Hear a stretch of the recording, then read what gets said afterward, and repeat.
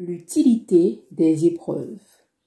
Jacques 1, verset 3-4 nous dit « Mes frères, regardez comme un sujet de joie complète les diverses épreuves auxquelles vous pouvez être exposés, sachant que l'épreuve de votre foi produit la patience.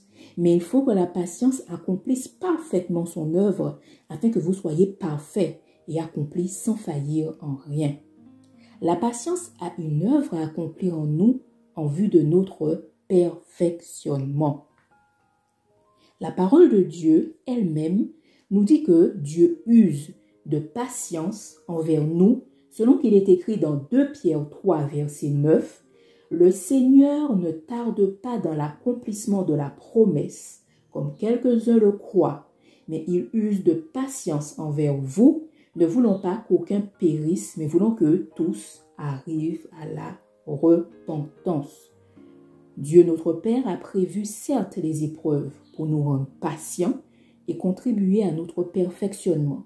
Cependant, Dieu nous a fait don de sa parole, de ses instructions, de ses commandements, afin de nous procurer de la patience durant les épreuves. En effet, il est écrit dans Romains 15, verset 4, « Or, tout ce qui a été écrit d'avance l'a été pour notre instruction, afin que par la patience et par la consolation que donnent les Écritures, nous possédions l'espérance. » Les épreuves nous rapprochent de plus en plus de Dieu au moyen de sa parole. C'est dans la parole de Dieu que nous trouvons le secours, la consolation et le pouvoir de devenir amour comme notre Dieu. Il est écrit dans 1 Jean 4, versets 7 à 9. « Bien-aimés, aimons-nous les uns les autres, car l'amour est de Dieu, et quiconque aime est de Dieu et connaît Dieu. Celui qui n'aime pas n'a pas connu Dieu, car Dieu est amour. L'amour de Dieu a été manifesté envers nous, en ce que Dieu a envoyé son Fils unique dans le monde, afin que nous vivions par lui. » Jésus a souhaité que l'apôtre Pierre devienne amour. Cet amour agapé, inconditionnel, qui n'attend rien en retour. C'est pour cette raison qu'il lui a demandé à 3 reprises, dans Jean 21, versets 15 à 17, « Pierre, m'aimes-tu » En effet, le disciple accompli est comme son maître, selon qu'il est écrit dans Luc 6, verset 40. Le disciple n'est pas plus que le maître, mais tout disciple accompli sera comme son maître. Et notre maître, Jésus, est amour et veut que nous devenions amour. Les épreuves veulent nous amener à la dimension de l'amour agapé, afin de manifester le Christ qui vit en nous. 1 Corinthiens 13, verset 4 dit « La charité est patiente ». Devenir réellement patient dans l'épreuve nous prouve que nous manifestons l'amour de Dieu. C'est par amour que Jacob a pu servir Laban 7 ans afin d'avoir Rachel. Il a été fort patient. Quand on aime véritablement, cela nous rend patients. Si nous aimons Jésus de la même manière qu'il a souhaité que l'apôtre Pierre l'aime, nous pourrons supporter les épreuves jusqu'à son retour, car l'amour est patiente. Oui, grâce aux épreuves, nous parvenons à la perfection, afin de devenir amour comme Jésus l'est. Et nous parvenons à nous offrir en sacrifice, comme lui, tel des sacrificateurs. En plus de la patience, les épreuves nous procurent la persévérance, la victoire, l'espérance, selon qu'il est écrit dans Romains 5, verset 3-4. Bien plus, nous nous glorifions même des afflictions, sachant que l'affliction produit la persévérance, la victoire dans l'épreuve, et cette victoire, l'espérance. En conclusion, nous allons dans 1 Pierre 1, verset 3 à 7.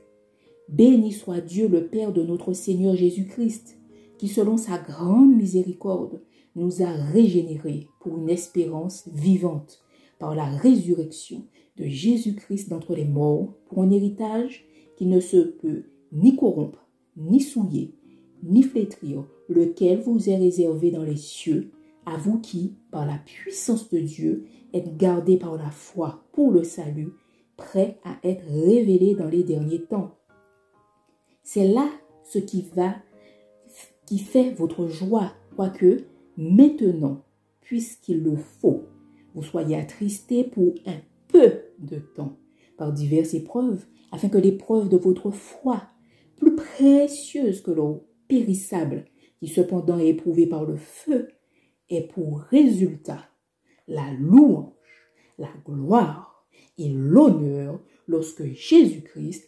apparaîtra. Amen.